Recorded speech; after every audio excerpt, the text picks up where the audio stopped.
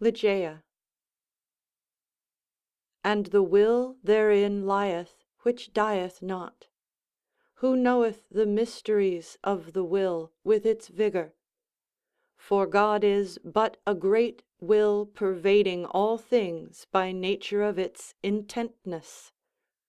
Man doth not yield himself to the angels, nor unto death utterly, save only through the weakness of his feeble will. Joseph Glanville. I cannot for my soul remember how, when, or even precisely where, I first became acquainted with the Lady Ligeia. Long years have since elapsed, and my memory is feeble through much suffering; or perhaps I cannot now bring these points to mind, because, in truth, the character of my beloved, her rare learning, her singular yet placid cast of beauty, and the thrilling and enthralling eloquence of her low musical language, made their way into my heart by paces so steadily and stealthily progressive, that they have been unnoticed and unknown. Yet I believe that I met her first and most frequently in some large old decaying city near the Rhine. Of her family I have surely heard her speak. That it is of a remotely ancient date cannot be doubted.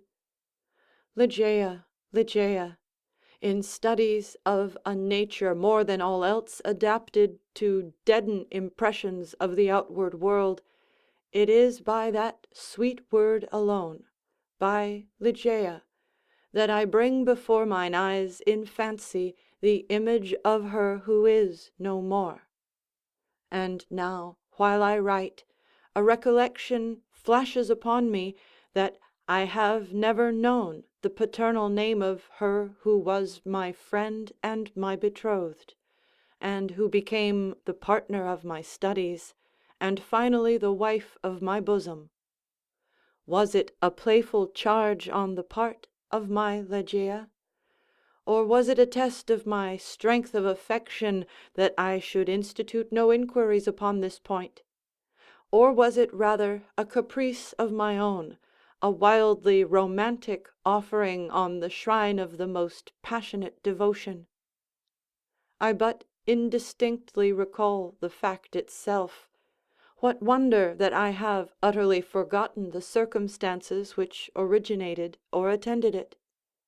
And indeed, if ever she, the wan and the misty-winged Ashtophet of idolatrous Egypt, presided, as they tell, over marriages ill-omened, then most surely she presided over mine. There is one dear topic, however, on which my memory fails me not. It is the person of Ligeia. In stature she was tall, somewhat slender, and in her latter days even emaciated. I would in vain attempt to portray the majesty, the quiet ease of her demeanour, or the incomprehensible lightness and elasticity of her footfall. She came and departed as a shadow.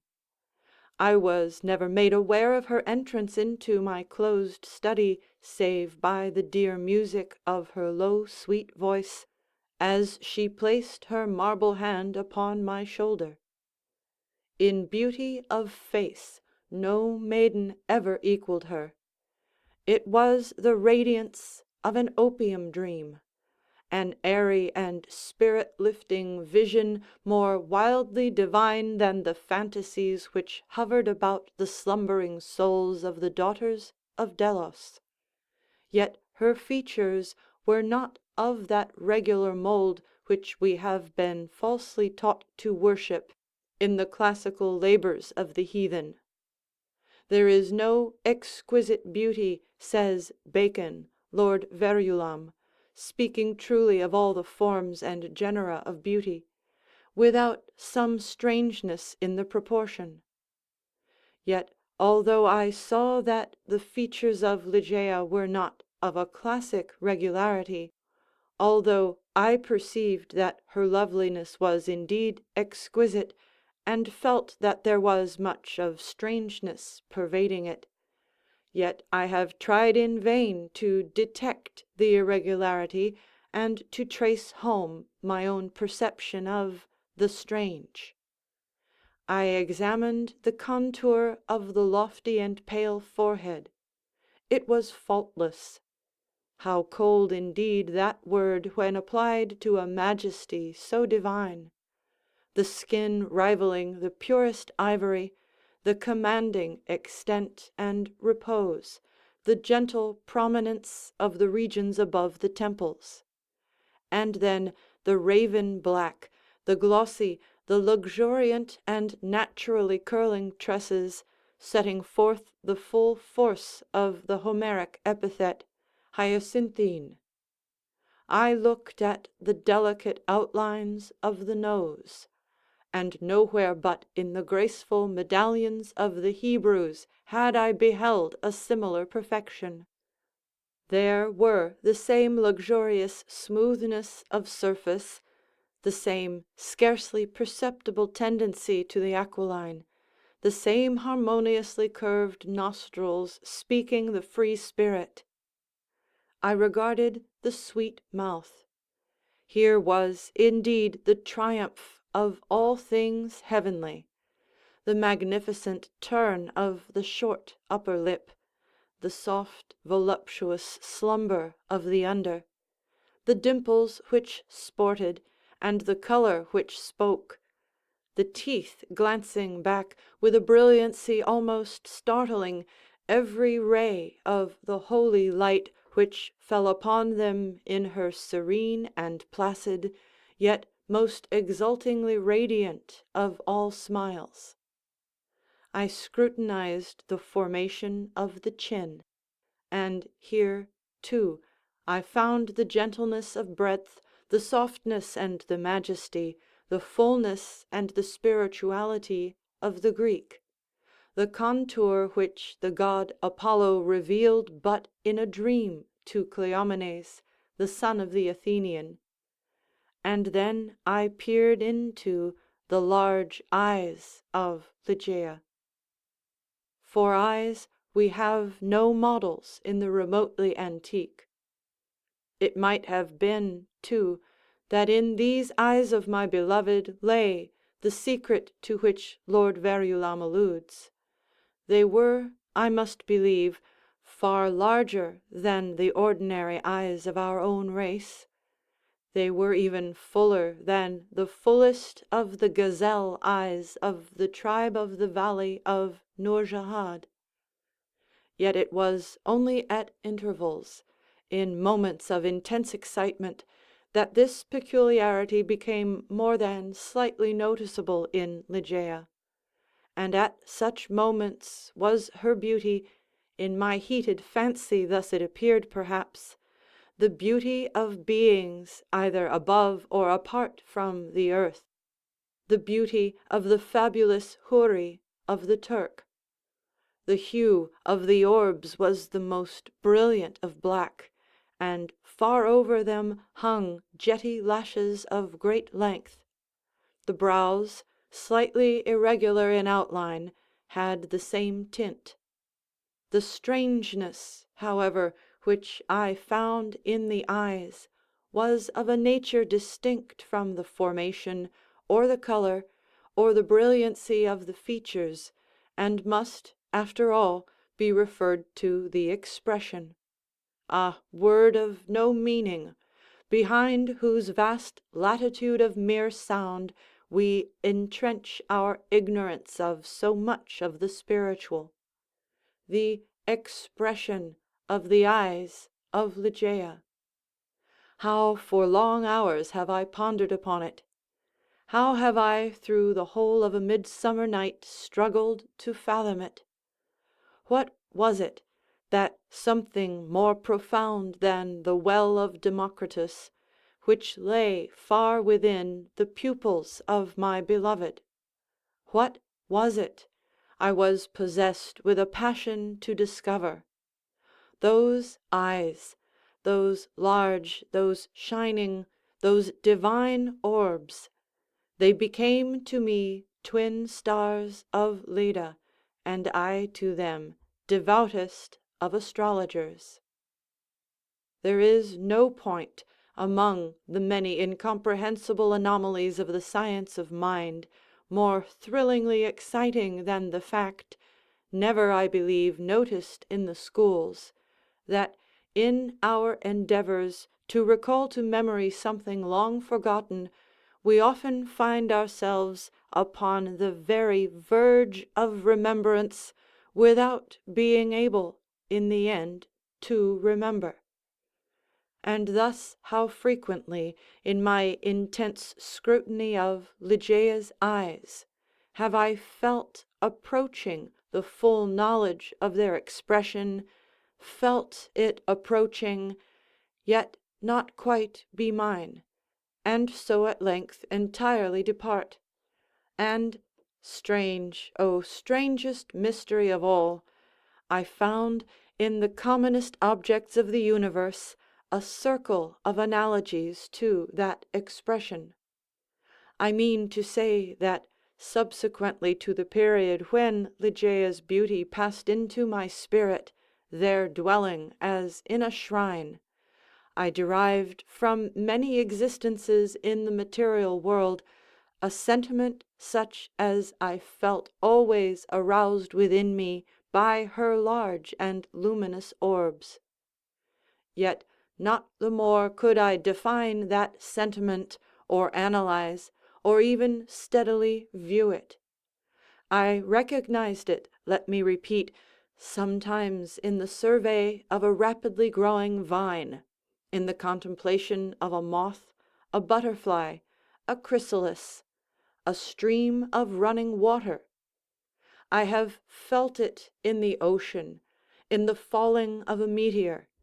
I have felt it in the glances of unusually aged people. And there are one or two stars in heaven, one especially, a star of the 6th magnitude, double and changeable, to be found near the large star in Lyra, in a telescopic scrutiny of which I have been made aware of the feeling. I have been filled with it by certain sounds from stringed instruments, and not unfrequently by passages from books. Among innumerable other instances, I well remember something in a volume of Joseph Glanville, which, perhaps merely from its quaintness, who shall say, never failed to inspire me with the sentiment. And the will therein lieth which dieth not. Who knoweth the mysteries of the will with its vigour? For God is but a great will pervading all things by nature of its intentness. Man doth not yield him to the angels, nor unto death utterly, save only through the weakness of his feeble will. Length of years and subsequent reflection have enabled me to trace, indeed, some remote connection between this passage in the English moralist and a portion of the character of Ligeia. An intensity in thought, action, or speech was possibly in her a result, or at least an index of that gigantic volition which, during our long intercourse, failed to give other and more immediate evidence of its existence. Of all the women whom I have ever known, she, the outwardly calm, the ever placid Ligeia, was the most violently a prey to the tumultuous vultures of stern passion; and of such passion I could form no estimate save by the miraculous expansion of those eyes which at once so delighted and appalled me, by the almost magical melody, modulation, distinctness, and placidity of her very low voice, and by the fierce energy, rendered doubly effective by contrast with her manner of utterance, of the wild words which she habitually uttered. I have spoken of the learning of Ligeia. It was immense, such as I have never known in woman. In the classical tongues was she deeply proficient, and as far as my own acquaintance extended in regard to the modern dialects of Europe, I have never known her at fault. Indeed, upon any theme of the most admired because simply the most abstruse of the boasted erudition of the Academy, have I ever found Ligeia at fault? How singularly, how thrillingly, this one point in the nature of my wife has forced itself, at this late period only, upon my attention! I said her knowledge was such as I have never known in woman; but where breathes the man who has traversed, and successfully, all the wide areas of moral, physical, and mathematical science?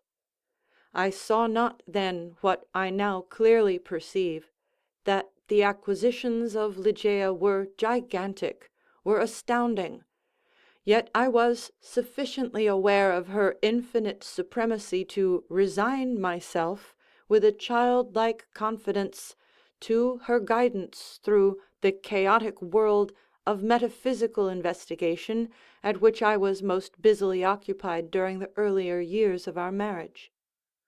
With how vast a triumph, with how vivid a delight, with how much of all that is ethereal in hope, did I feel, as she bent over me in studies but little sought, but less known, that delicious vista by slow degrees expanding before me, down whose long, gorgeous, and all untrodden path I might at length pass onward to the goal of a wisdom too divinely precious not to be forbidden. How poignant then must have been the grief with which, after some years, I beheld my well-grounded expectations take wings to themselves and fly away! Without Ligeia, I was but as a child groping benighted. Her presence, her readings alone, rendered vividly luminous the many mysteries of the transcendentalism in which we were immersed. Wanting the radiant lustre of her eyes, letters, lambent and golden, grew duller than Saturnian lead. And now those eyes shone less and less frequently upon the pages over which I pored. Ligeia grew ill. The wild eyes blazed with a too glorious effulgence. The pale fingers became of the transparent waxen hue of the grave, and the blue veins upon the lofty forehead swelled and sank impetuously with the tides of the gentle emotion.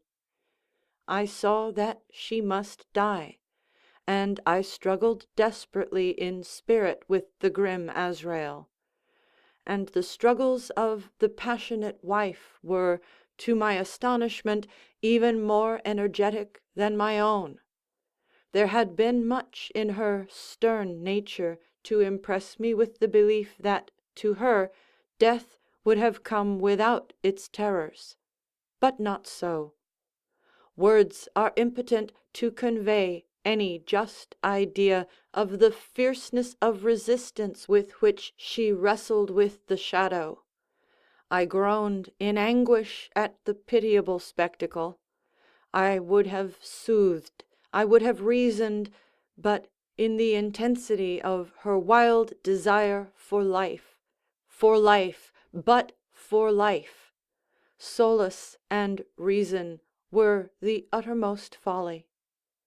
Yet not until the last instants, amid the most convulsive writhings of her fierce spirit, was shaken the external placidity of her demeanor.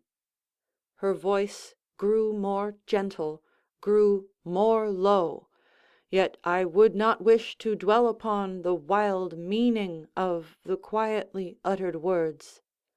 My brain reeled as I hearkened entranced to a melody more than mortal, to assumptions and aspirations which mortality had never before known. That she loved me I should not have doubted, and I might have been easily aware that in a bosom such as hers love would have reigned no ordinary passion. But in death only was I fully impressed with the strength of her affection. For long hours, detaining my hand, would she pour out before me the overflowing of a heart whose more than passionate devotion amounted to idolatry. How had I deserved to be so blessed by such confessions? How had I deserved to be so cursed with the removal of my beloved in the hour of her making them? But upon this subject I cannot bear to dilate. Let me say only, that in Ligeia's more than womanly abandonment to a love, alas, all unmerited, all unworthily bestowed, I at length recognized the principle of her longing with so wildly earnest a desire for the life which was now fleeing so rapidly away. It is this wild longing, it is this eager vehemence of desire for life, but for life, that I have no power to portray, no utterance capable of expressing. At high noon of the night in which she departed, beckoning me peremptorily to her side, she bade me repeat certain verses composed by herself not many days before. I obeyed her. They were these: Lo, 'tis a gala night within the lonesome latter years. An angel throng, bewinged, bedight in veils and drowned in tears, sit in a theatre to see a play of hopes and fears, while the orchestra breathes fitfully the music of the spheres. Mimes in the form of God on high mutter and mumble low, and hither and thither fly, mere puppets they, who come and go at bidding of vast formless things that shift the scenery to and fro, flapping from out their condor wings invisible woe. That motley drama, oh, be sure it shall not be forgot, with its phantom chased forevermore by a crowd that sees it not, through a circle that ever returneth in to the self same spot, and much of madness and more of sin and horror the soul of the plot. But see, amid the mimic rout a crawling shape intrude, a blood-red thing that writhes from out the scenic solitude. It writhes, with mortal pangs the mimes become its food, and the seraphs sob at vermin fangs in human gore imbued. Out, out are the lights, out all, and over each quivering form the curtain, a funeral pall, comes down with the rush of a storm. And the angels, all pallid and wan, uprising, unveiling, affirm that the play is the tragedy man, and its hero the conqueror worm.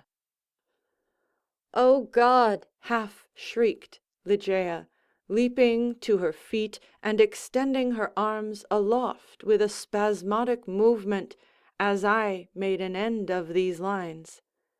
"O God! O divine Father! shall these things be undeviatingly so?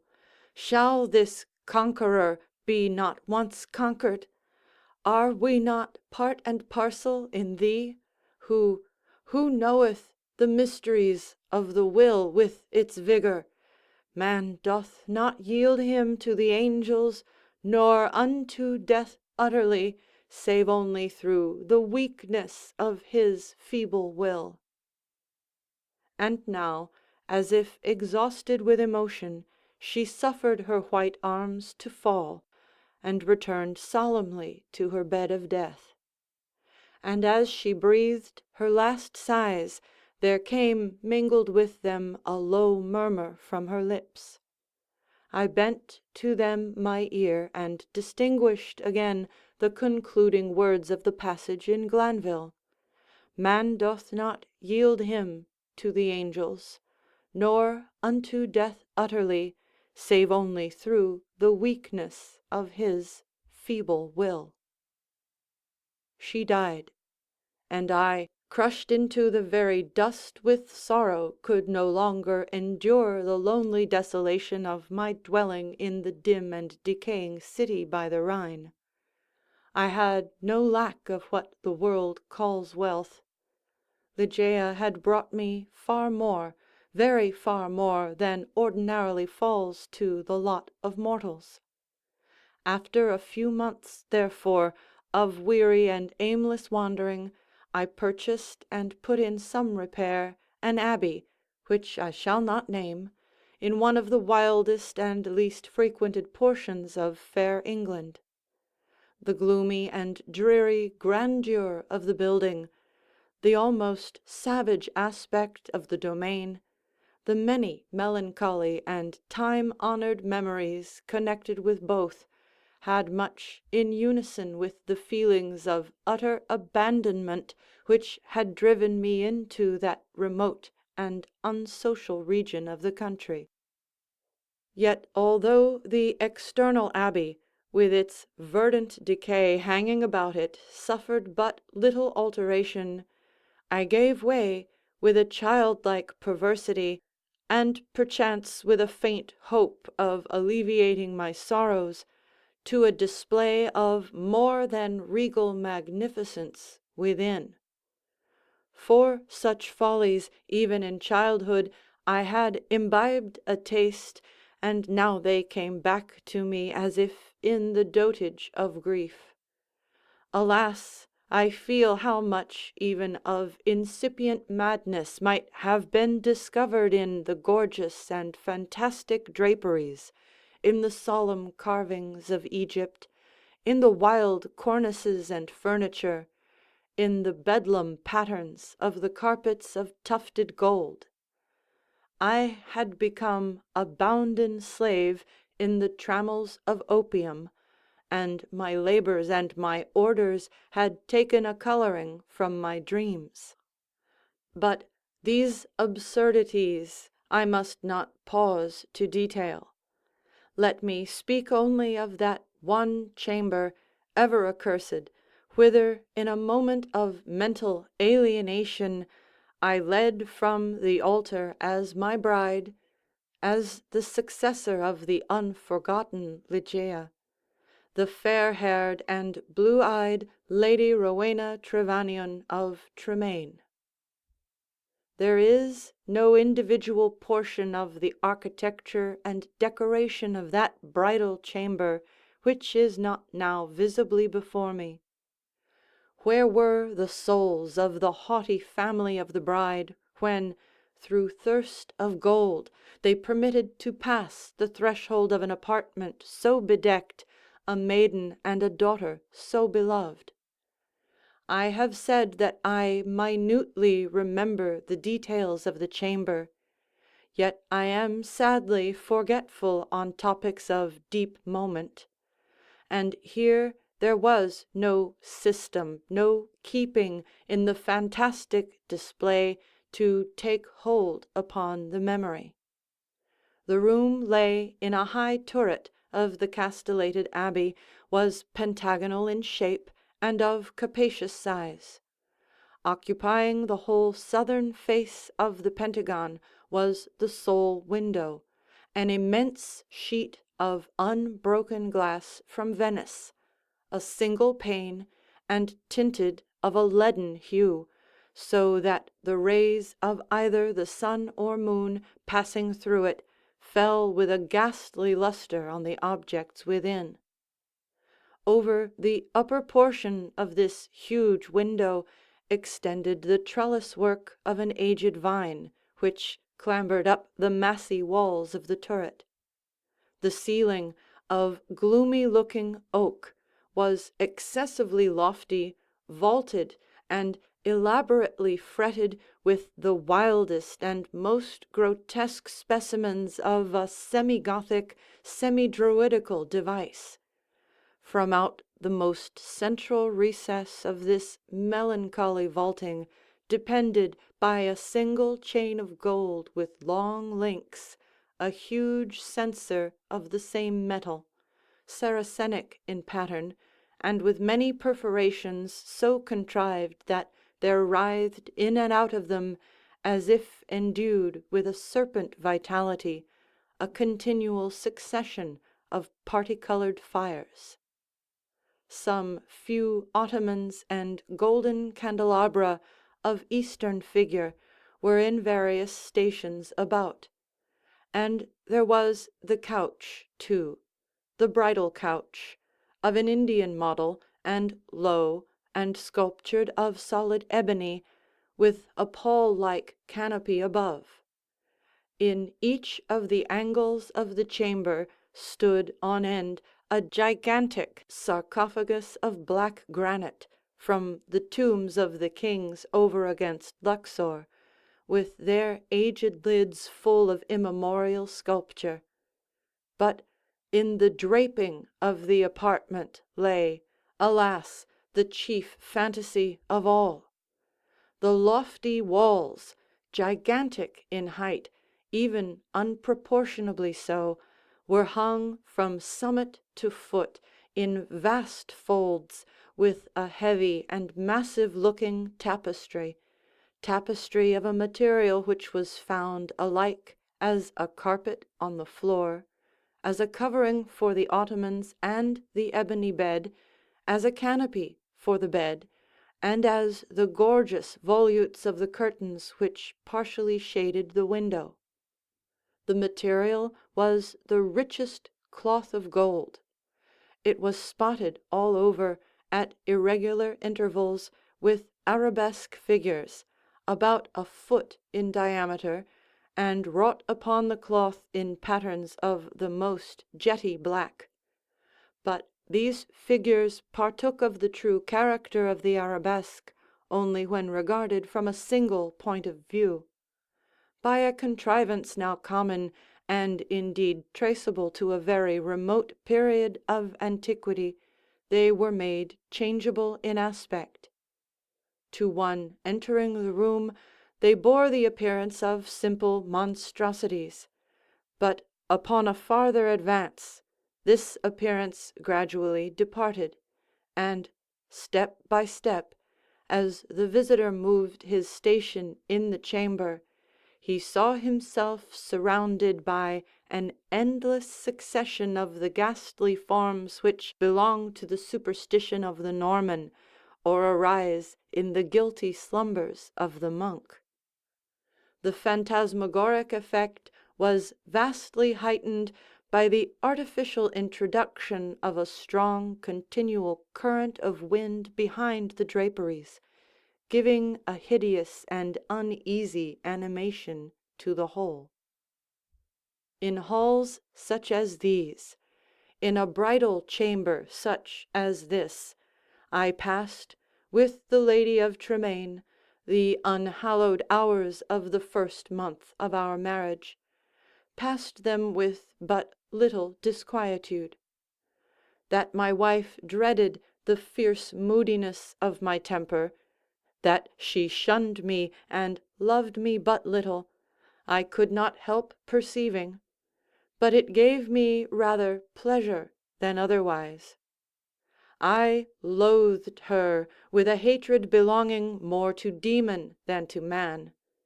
My memory flew back, oh, with what intensity of regret, to Ligeia, the beloved, the august, the beautiful, the entombed. I revelled in recollections of her purity, of her wisdom, of her lofty, her ethereal nature, of her passionate, her idolatrous love. Now, then, did my spirit fully and freely burn with more than all the fires of her own. In the excitement of my opium dreams, for I was habitually fettered in the shackles of the drug, I would call aloud upon her name during the silence of the night, or among the sheltered recesses of the glens by day, as if, through the wild eagerness, the solemn passion, the consuming ardor of my longing for the departed, I could restore her to the pathway she had abandoned, could it be forever, upon the earth.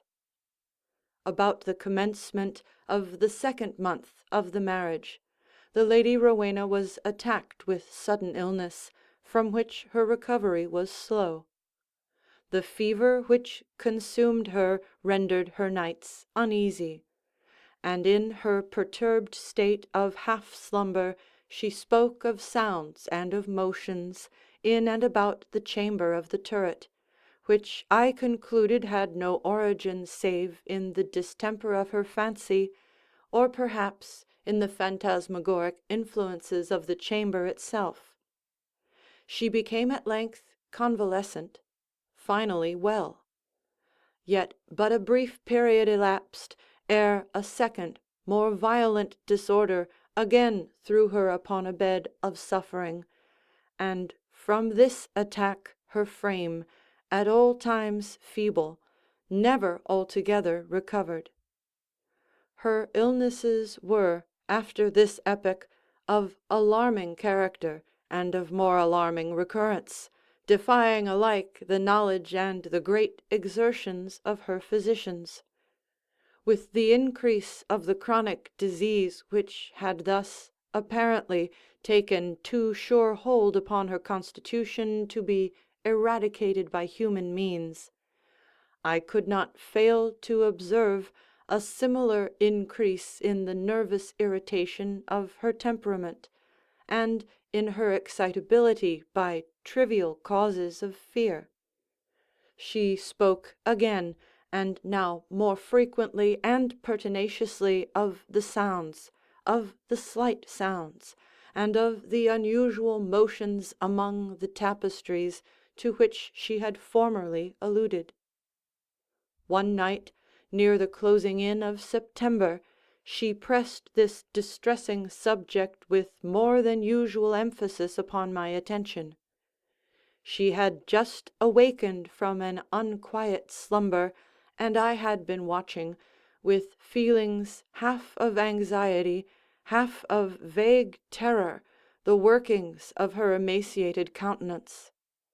I sat by the side of her ebony bed, upon one of the ottomans of India.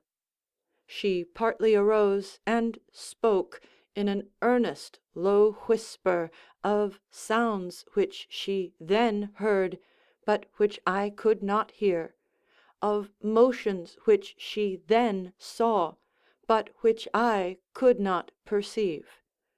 The wind was rushing hurriedly behind the tapestries, and I wished to show her what, let me confess it, I could not all believe, that those almost inarticulate breathings, and those very gentle variations of the figures upon the wall, were but the natural effects of that customary rushing of the wind. But a deadly pallor, overspreading her face, had proved to me that my exertions to reassure her would be fruitless. She appeared to be fainting, and no attendants were within call. I remembered where was deposited a decanter of light wine which had been ordered by her physicians, and hastened across the chamber to procure it. But as I stepped beneath the light of the censer, two circumstances of a startling nature attracted my attention. I had felt that some palpable though invisible object had passed lightly by my person, and I saw that there lay upon the golden carpet, in the very middle of the rich lustre thrown from the censer, a shadow, a faint, indefinite shadow of angelic aspect, such as might be fancied for the shadow of a shade. But I was wild with the excitement of an immoderate dose of opium, and heeded these things but little, nor spoke of them to Rowena. Having found the wine, I recrossed the chamber, and poured out a gobletful, which I held to the lips of the fainting lady. She had now partially recovered, however, and took the vessel herself, while I sank upon an ottoman near me, with my eyes fastened upon her person. It was then that I became distinctly aware of a gentle footfall upon the carpet and near the couch; and in a second thereafter, as Rowena was in the act of raising the wine to her lips, I saw, or may have dreamed that I saw, fall within the goblet, as if from some invisible spring in the atmosphere of the room, 3 or 4 large drops of a brilliant and ruby-colored fluid. If this I saw, not so Rowena. She swallowed the wine unhesitatingly, and I forbore to speak to her of a circumstance which must, after all, I considered, have been but the suggestion of a vivid imagination, rendered morbidly active by the terror of the lady, by the opium, and by the hour. Yet I cannot conceal it from my own perception that, immediately subsequent to the fall of the ruby drops, a rapid change for the worse took place in the disorder of my wife, so that, on the 3rd subsequent night, the hands of her menials prepared her for the tomb, and on the 4th I sat alone with her shrouded body in that fantastic chamber which had received her as my bride. Wild visions, opium engendered, flitted shadow-like before me. I gazed with unquiet eye upon the sarcophagi in the angles of the room, upon the varying figures of the drapery, and upon the writhing of the parti-colored fires in the censer overhead. My eyes then fell, as I called to mind the circumstances of a former night, to the spot beneath the glare of the censer where I had seen the faint traces of the shadow. It was there, however, no longer, and breathing with greater freedom, I turned my glances to the pallid and rigid figure upon the bed. Then rushed upon me 1,000 memories of Ligeia; and then came back upon my heart, with the turbulent violence of a flood, the whole of that unutterable woe with which I had regarded her thus enshrouded. The night waned, and still, with a bosom full of bitter thoughts of the one only and supremely beloved, I remained gazing upon the body of Rowena. It might have been midnight, or perhaps earlier, or later, for I had taken no note of time, when a sob, low, gentle, but very distinct, startled me from my reverie. I felt that it came from the bed of ebony, the bed of death. I listened in an agony of superstitious terror, but there was no repetition of the sound. I strained my vision to detect any motion in the corpse, but there was not the slightest perceptible. Yet I could not have been deceived. I had heard the noise, however faint, and my soul was awakened within me. I resolutely and perseveringly kept my attention riveted upon the body. Many minutes elapsed before any circumstance occurred tending to throw light upon the mystery. At length it became evident that a slight, a very feeble, and barely noticeable tinge of color had flushed up within the cheeks, and along the sunken small veins of the eyelids. Through a species of unutterable horror and awe, for which the language of mortality has no sufficiently energetic expression, I felt my heart cease to beat, my limbs grow rigid where I sat. Yet a sense of duty finally operated to restore my self-possession. I could no longer doubt that we had been precipitate in our preparations, that Rowena still lived. It was necessary that some immediate exertion be made, yet the turret was altogether apart from the portion of the abbey tenanted by the servants. There were none within call. I had no means of summoning them to my aid without leaving the room for many minutes, and this I could not venture to do. I therefore struggled alone in my endeavors to call back the spirit still hovering. In a short period it was certain, however, that a relapse had taken place. The color disappeared from both eyelid and cheek, leaving a wanness even more than that of marble. The lips became doubly shriveled and pinched up in the ghastly expression of death. A repulsive clamminess and coldness overspread rapidly the surface of the body, and all the usual rigorous stillness immediately supervened. I fell back with a shudder upon the couch from which I had been so startlingly aroused, and again gave myself up to passionate waking visions of Ligeia. An hour thus elapsed when, could it be possible, I was a second time aware of some vague sound issuing from the region of the bed. I listened, in extremity of horror. The sound came again. It was a sigh. Rushing to the corpse, I distinctly saw, a tremor upon the lips.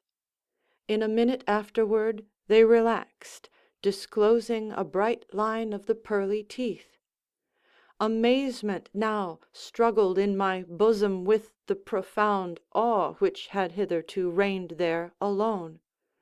I felt that my vision grew dim, that my reason wandered, and it was only by a violent effort that I at length succeeded in nerving myself to the task which duty thus once more had pointed out. There was now a partial glow upon the forehead and upon the cheek and throat. A perceptible warmth pervaded the whole frame. There was even a slight pulsation at the heart. The lady lived, and with redoubled ardor I betook myself to the task of restoration. I chafed and bathed the temples and the hands, and used every exertion which experience and no little medical reading could suggest, but in vain.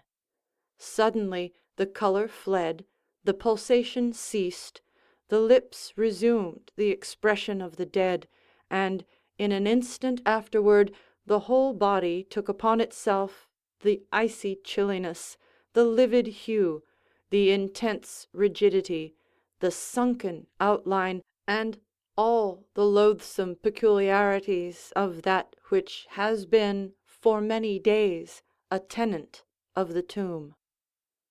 And again I sunk into visions of Ligeia. And again, what marvel that I shudder while I write, again there reached my ears a low sob from the region of the ebony bed. But why shall I minutely detail the unspeakable horrors of that night?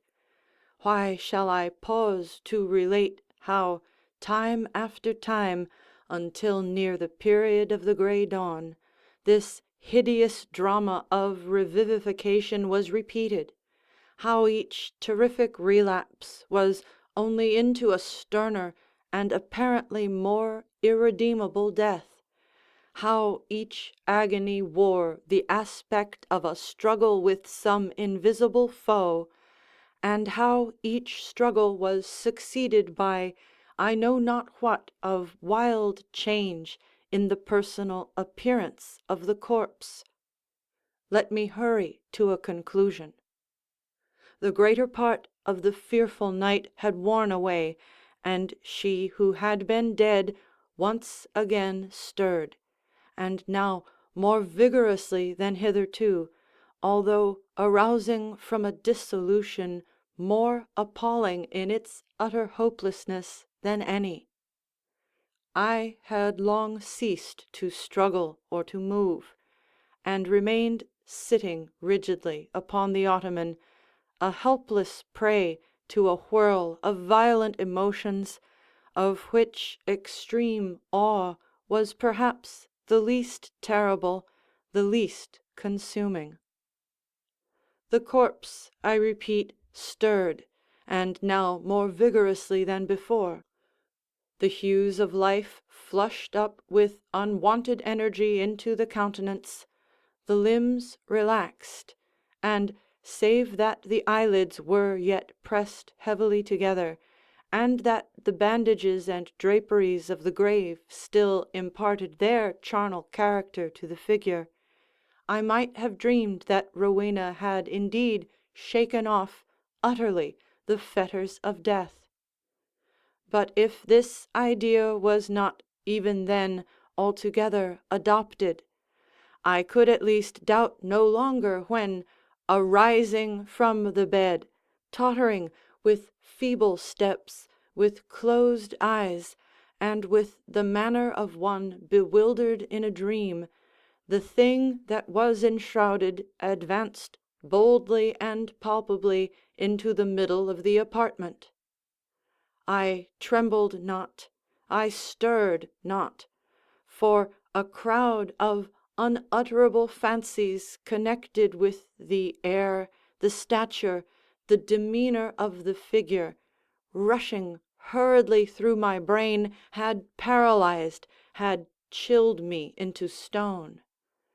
I stirred not, but gazed upon the apparition. There was a mad disorder in my thoughts, a tumult unappeasable. Could it, indeed, be the living Rowena who confronted me? Could it indeed be Rowena at all, the fair-haired, the blue-eyed Lady Rowena Trevanion of Tremaine? Why should I doubt it? The bandage lay heavily about the mouth, but then might it not be the mouth of the breathing Lady of Tremaine? And the cheeks, there were the roses as in her noon of life. Yes, these might indeed be the fair cheeks of the living Lady of Tremaine. And the chin, with its dimples, as in health, might it not be hers? But had she then grown taller since her malady? What inexpressible madness seized me with that thought? One bound, and I had reached her feet. Shrinking from my touch, she let fall from her head, unloosened, the ghastly cerements which had confined it, and there streamed forth, into the rushing atmosphere of the chamber, huge masses of long and dishevelled hair. It was blacker than the raven wings of the midnight, and now slowly opened the eyes of the figure which stood before me. "Here then at least," I shrieked aloud, can I never be mistaken? These are the full, and the black, and the wild eyes of my lost love, of the lady, of the lady Ligeia.